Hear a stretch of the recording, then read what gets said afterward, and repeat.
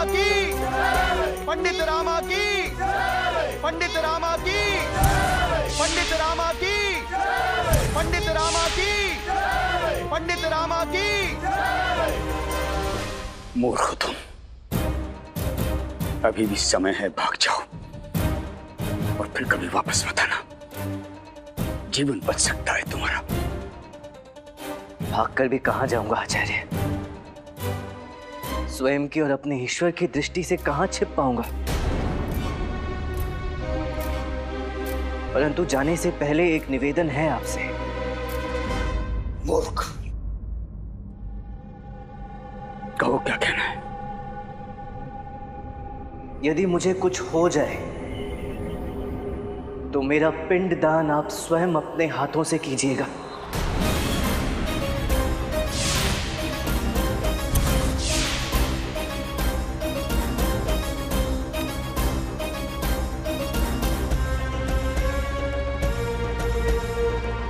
कहिए आचार्य, करेंगे ना मेरा पिंडदान?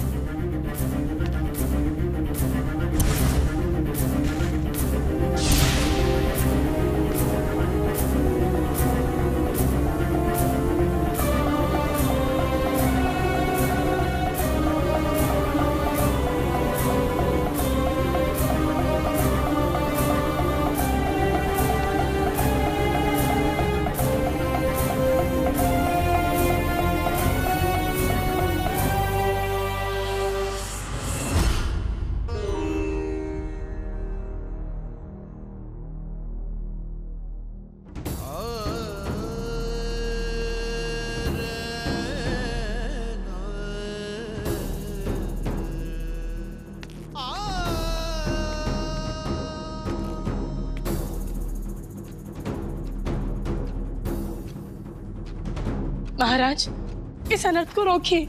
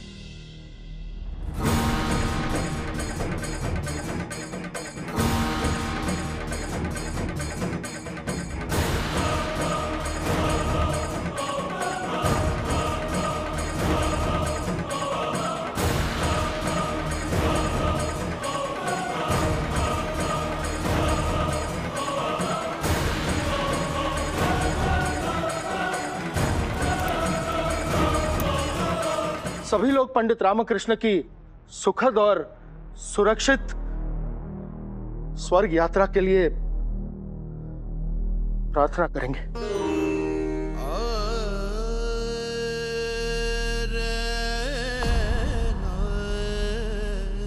गुरुजी, आपने पंडित रामकृष्ण के लिए ये चिट्ठा तो तैयार करवा दी, पर कम से कम उनके लिए प्रार्थना तो कीजिए।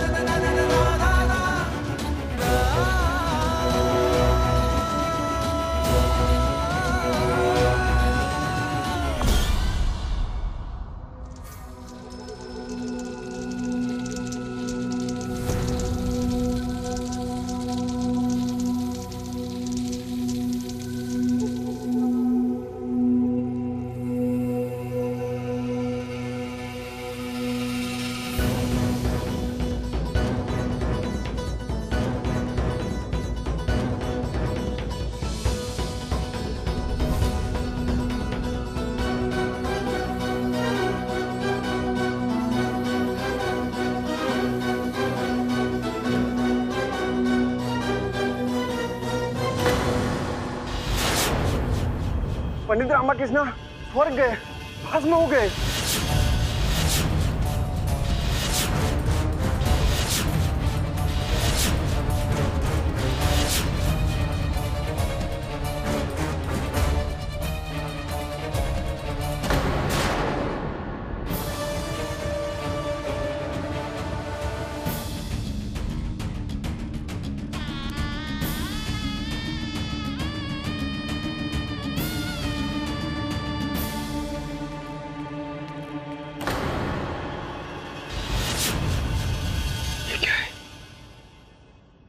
पंडित रामकृष्ण का कुंडल।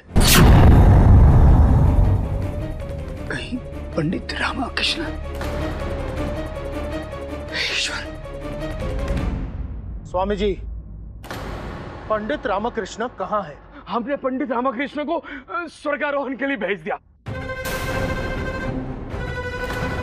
अब वो स्वर्गमन कर चुके हैं।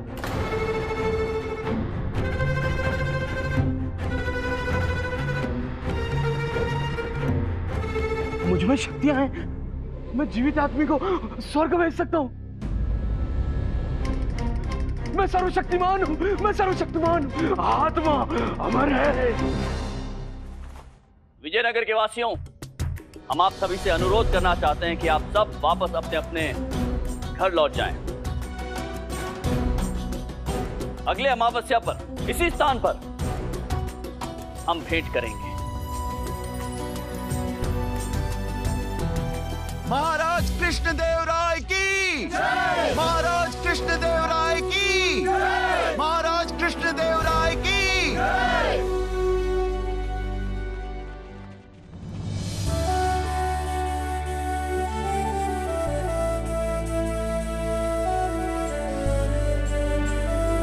आचार्य, ये तांत्रिक जिनको आपने आमंत्रित किया था, अमावस्या तक वो आपके संरक्षण में रहेंगे। इसकी क्या आवश्यकता है? आवश्यकता है आचार्य, आवश्यकता है, क्योंकि यदि पंडित रामकृष्ण अमावस्या तक नहीं लौटे तो ये महाशय प्रज्वलित चिता पर बैठेंगे।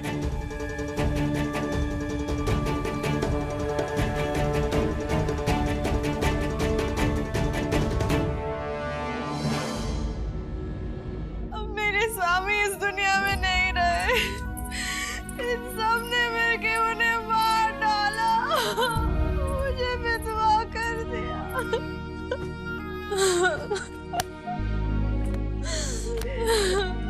मेरा भी एक ही पुत्र था, मैंने उसे मौत के मुंह में ढकेल दिया। ये मैंने क्या किया? इससे अच्छा तो हम चले ही जाते। हे भगवान, मुझसे कितनी बड़ी भूल हो गई। अरे आप लोग कहने लगे लाभा स्वर्ग की तो क्या? उसने कहा था कि वो 1 महीने वापस आ जाएगा। अब वो कभी वापस नहीं आएंगे। वो आए तो चलता, वो पत्ता आए तो ये आवत था जाए।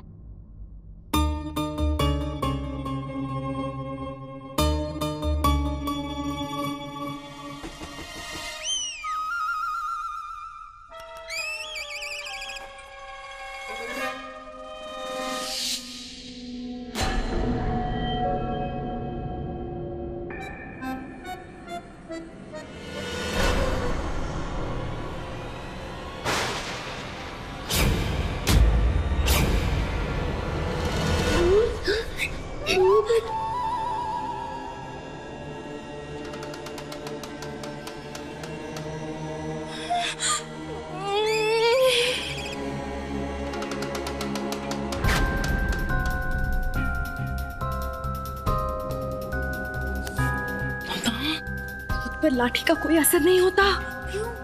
अरे खुद को पीड़ा नहीं होती ना।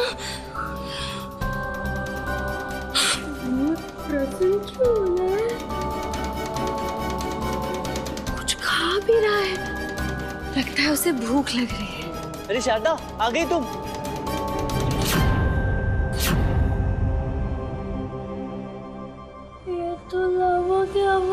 तुम भोजन भी बना कर नहीं गई। मैं कब से प्रतीक्षा कर रहा हूँ। भूख से इतना व्याकुल हो गया था कि तरबूज खाकर अपनी भूख शांत की मैंने। चलो अब जल्दी से भोजन बनाने का प्रबंध करो। वैसे इतनी देर कैसे हो गई तुम्हें? बहुत भूख लगी है, मैं बहुत थक गया हूँ। स्वर्ग जाकर आया हूँ ना, विश्राम कर लेता हूँ, ठीक है?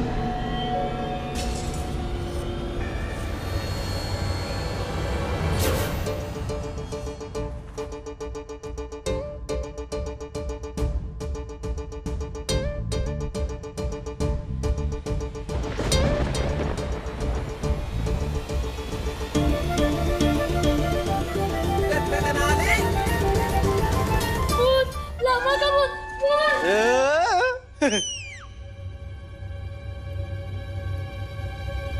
सामा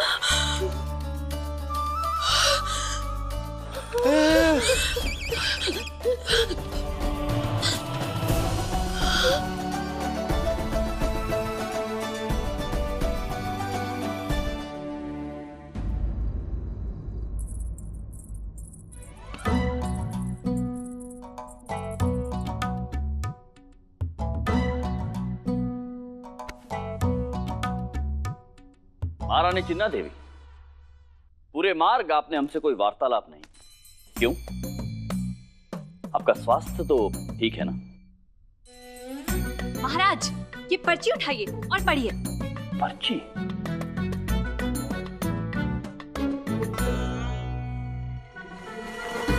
आपने हमें क्यों बुलवाया? यही पूछने के लिए महारानी जी कि आपका स्वास्थ्य ठीक तो है, किंतु आप है कि हमसे वार्तालाप ही नहीं कर रही। महाराज, महारानी चिन्ना देवी आपसे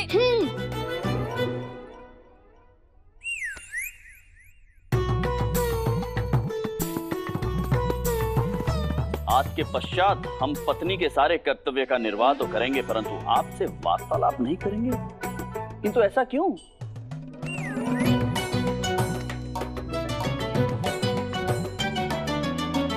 हमें पता था कि सारी जानकारी प्राप्त होते हुए भी आप हमसे प्रश्न करेंगे, अतः हम आपको बता देते हैं कि आपने पंडित रामकृष्ण के साथ जो किया वो अन्याय है। एक निर्दोष को आपने मृत्यु का रास बना दिया। परंतु पंडित रामकृष्ण तो स्वर्ग गए हैं ना। आने वाली अमावस्या पर वे पुनः विजयनगर आने वाले हैं। महारानी चिन्ना देवी, आप ऐसा सोच भी कैसे सकती हैं कि हम पंडित रामकृष्ण जैसे स्वाभिमानी एवं ज्ञानी व्यक्ति के साथ ऐसा बर्ताव कर सकते हैं? पंडित रामकृष्ण कुशल है और जीवित भी हैं।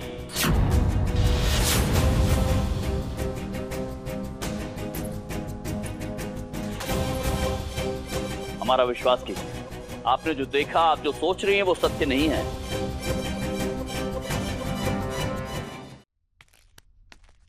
हम आपका सत्य से अवगत कराते हैं। सत्य? जैसे ही पंडित रामकृष्ण का नाम उस पर्ची पर आया और स्वर्ग गमन के लिए उनका चयन हुआ, हम महामंत्री से मिले और हमने एक योजना बनाई। पंडित रामकृष्ण के घर से उनकी चिता तक भूमि के भीतर एक गुप्त मार्ग बनवाइए। उसी गुप्त मार्ग से पंडित रामकृष्ण सुरक्षित बाहर आएंगे। अवश्य महाराज। वैसे महाराज, जिज्ञासावश एक बात पूछनी है। आपकी जिज्ञासा हमारी आज्ञा, पूछिए, निसंकोच पूछिए। धन्यवाद महाराज। महाराज, हम ये पूछना चाहते हैं कि यदि आपको पंडित रामकृष्ण को बचाना ही था तो उनकी स्वर्ग वाली योजना का समर्थन क्यों किया? हम ये देखना चाहते थे मंत्रीवर कि पंडित रामकृष्ण स्वयं को सुरक्षित करने के पश्चात अगले अमावस तक हमारी दृष्टि से स्वयं को विलुप्त कैसे रखते हैं। ये उनकी चातुर्य, उनके सामर्थ्य की परीक्षा होगी। अति उत्तम महाराज। मंत्रीवर, हम आपसे एक वचन चाहते हैं महाराज कि आप इस योजना के विषय में पंडित रामकृष्ण से कुछ नहीं कहेंगे, कि उनके सुरक्षित बाहर आने का मार्ग हमने बनाया है। महाराज, आप महान हैं, आप न्यायप्रिय हैं। हमें पूर्ण विश्वास था कि आपके राज्य के किसी भी व्यक्ति को आप कुछ नहीं होने देंगे। आप नहीं जानते हम कितने प्रसन्न हैं। बस बस बस बस, अभी कुछ क्षण पहले आप हमसे बात नहीं कर रही थी, अब बोल रही हैं तो रुक नहीं रही है। अर्थात पंडित रामकृष्ण स्वर्ग गए ही नहीं, वे भस्म हो गए। महाराज, ये आपने उचित नहीं किया। जानते हैं उन्हें कितनी गर्मी लगी होगी। महाराज, इसके लिए हम आपसे कभी भी बात नहीं करेंगे। अरे छोटी महारानी जी, कितनी विचित्र है छोटी महारानी जी। पहले तो उनको समस्या समझ में नहीं आई, अब जब समस्या का समाधान निकल गया तो उस समस्या को लेकर कितनी विचलित हो रही है। क्या करें हम इनका? हम उन्हें समझा देंगे, आप उनकी चिंता मत कीजिए। आप तो सिर्फ हमारी शर्त की चिंता कीजिए। हमारी शर्त? हाँ, वही शर्त जिसमें पंडित रामाकृष्ण उस समस्या से बाहर निकल पाएंगे या नहीं। अवश्य अवश्य, हमें वो शर्त याद है, परंतु आप पराजय के लिए तैयार हो जाइए, क्योंकि पंडित रामाकृष्ण पूरे एक माह के लिए छिपकर नहीं रह पाएंगे। महाराज, वो पंडित रामाकृष्ण है, वो कोई ना कोई उपाय तो अवश्य निकाल लेंगे, और ये शर्त भी हम ही जीतेंगे। अपने भ्रम से बाहर निकले महारानी जी, क्योंकि शर्त हम जीतने वाले हैं। अब तो विश्वास हो गया ना कि मैं भूत नहीं हूँ, सुरक्षित लौटकर वापस आया हूँ। पर किसी को भी पता क्यों नहीं चला? किसी को पता इसलिए नहीं चला, निश्चिंत तो मैं हो जाऊं, परंतु एक दिवस पश्चात ही अमावस्या है। क्या इतने कम समय में हम गुप्त मार्ग का निर्माण कर पाएंगे? एक दिवस में ये सब कैसे संभव होगा? यदि हम गुप्त मार्ग के निकट नहीं जा सकते तो गुप्त मार्ग तो हमारे निकट आ सकता है ना। अर्थात ये कि एक दिवस में गुप्त मार्ग का निर्माण करना कठिन है, तो हम चिता वहीं बनाएंगे जहां गुप्त मार्ग पहले से ही है। मैं उस गुप्त मार्ग से अपने घर तक पहुंच जाऊंगा। मंत्रीवर ने चिता में आग लगाने से पहले सबका ध्यान प्रार्थना में लगा दिया था, और मैं अपने साथ धुआं उत्पन्न करने की सामग्री लेकर गया था।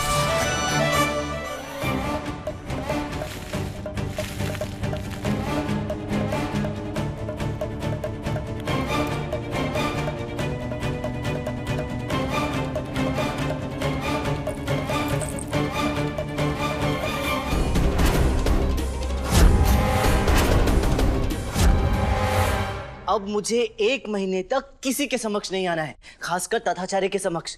अब 1 महीने तक मैं केवल आराम करूंगा।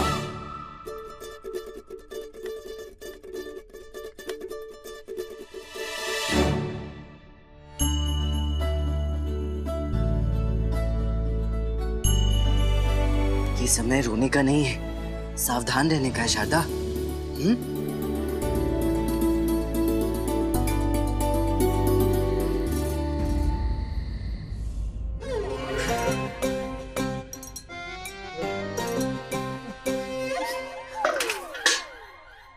बस कीजिए गुरुजी, और कितने आंसू बहाएंगे?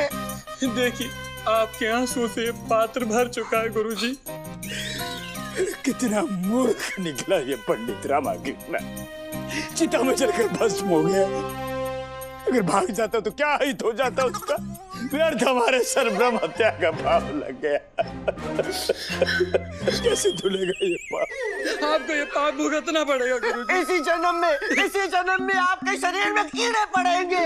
अगले जन्म आप खुद एक कीड़े बनेंगे गुरुजी। पाप का इतना बड़ा श्राप लगेगा कि आप शीतल जल में भी खड़े रहोगे तो भी आप चलते रहोगे।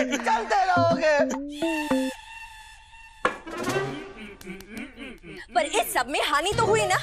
क्या? कुंडल और हार चिता में छोड़ के आने की क्या आवश्यकता थी? माँ, चिता की अग्नि ठंडी होने पर यदि कुछ नहीं मिलता तो सबसे पहला संदेह आचार्य को ही होता, और वैसे भी धातु अग्नि में जलती नहीं है। पर हानि तो हो गई ना? अरे कोई हानि नहीं हुई, कुंडल और माला दोनों नकली थे। हाँ? ये सारी योजना तय थी तो किसी को बताया क्यों नहीं? कितना रुलाया सबको। स्त्री के पेट में कभी भी कोई बात पचती है भला? यदि तुम्हें पहले ही बता देता तो मेरी योजना चौपट नहीं हो जाती। उठा लो, अम्मा कह रही है आप दंड के योग्य हैं।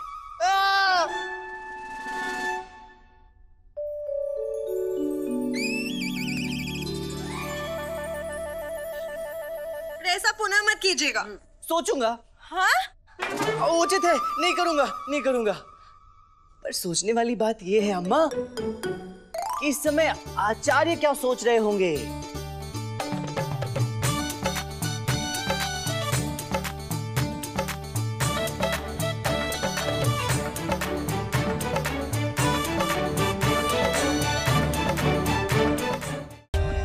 For more updates, subscribe to our channel, click the show links and enjoy watching the videos.